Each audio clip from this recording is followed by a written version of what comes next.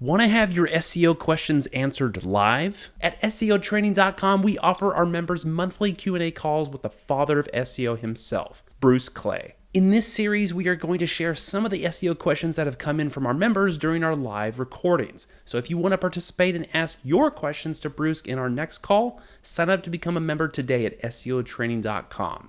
Enjoy. There's so many different strategies out there to improve our sites, but how do we know which strategies work and which ones we should ignore? Don't ignore any of them. Simple. The real, and again, it varies.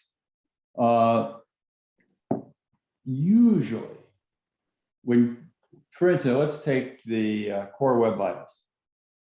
All right. Google announced it a year in advance. It was supposed to be out of March of this year. Then they delayed it to August. Then when they did release it, it wasn't a high volume. They're just slowly turning the dials so that it becomes more important over time. That way they're not creating a big disturbance. But it will be important over time. So what we have as SEOs is to figure out not, oh, it wasn't such a big splash. We have to figure out, oh, it will be, and I want to be better than my competition. So there's going to be a lot of things where we actually have to figure out where we're going, what we're doing, how we're going to do it. What strategies do I use? All right, so there's on page. That is, I edit my content because I control my content. I can make that work.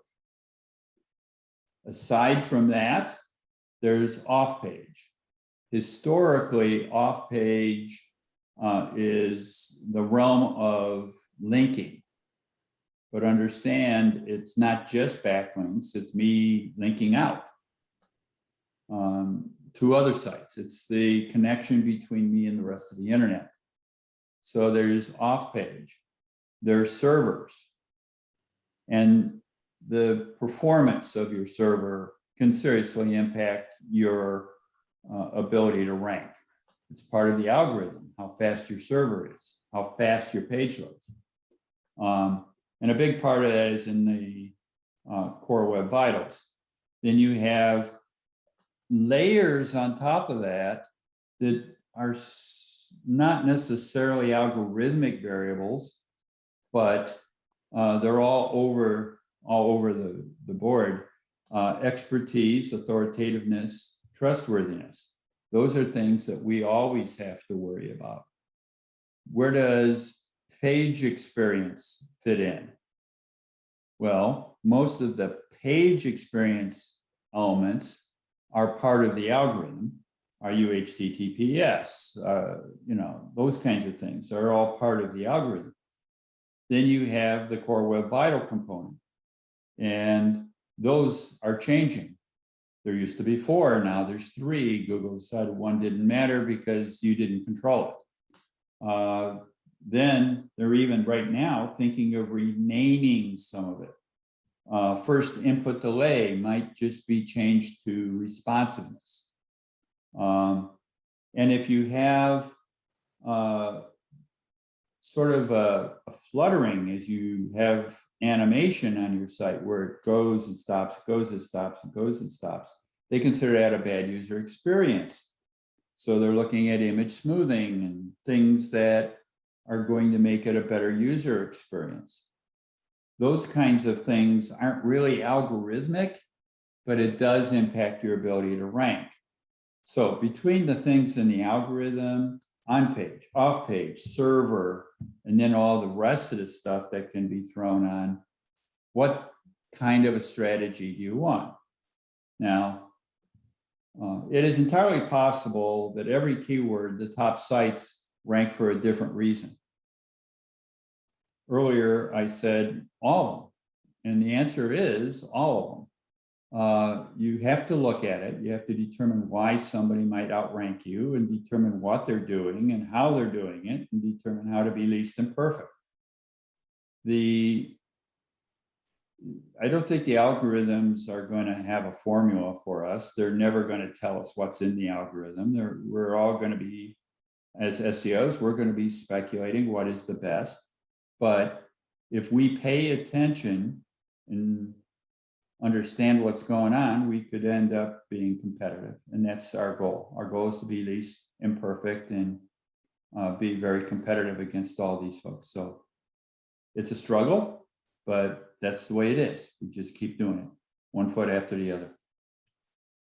One foot after the other. Yes, don't ever quit. It was actually kind of interesting to hear your response on that one too, because I saw that one come in and I was like, I don't know. Like there is so many different SEOs out there, and we've talked about that a lot between the two of us, and just also publicly on these platforms. Is the biggest problem that we see a lot of people make is they hire the wrong SEO type of person, because they always just assume there's very simple strategy. So it's not that there's necessarily like this strategy won't work a lot of times, but I feel as if you should put more eggs in other baskets than certain other baskets. That doesn't mean you should ignore them altogether, but it's a nuance, and this is a balancing act, this whole industry. One of the things that comes to mind is the saying, it's funny how when the only tool in your toolkit is a hammer, every problem looks like a nail. Yeah. Right? Yeah. My claim to fame is I can get you backlinks. Therefore, every problem in the world is a backlink problem. Mm-hmm. When in fact, maybe you ought to put a title tag on that page. Right. Who knew? Right. And, I'm not even using the keyword in the content, or, there's a million different things on page, off page. Oh, maybe a 23-second page load time is a problem. What do you think? Or broken images, or there's so many things that could be wrong that go across all the various areas. Mm-hmm. You could have burned your trust. Mm-hmm. We've seen people not rank because they had over 100 complaints with the Better Business Bureau and they had an F rating.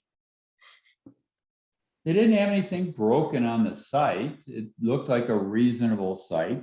Mm-hmm. Their backlink profile wasn't terrible, Mm-hmm. but it was a horrible way of managing your marketing. Mm-hmm. And they burned themselves. And things like that, it adds up.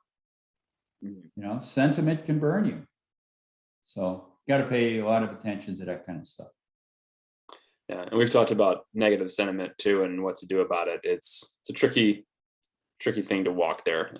But we've answered some of those questions before. So be sure to go back and watch some of the other Q&As we've done.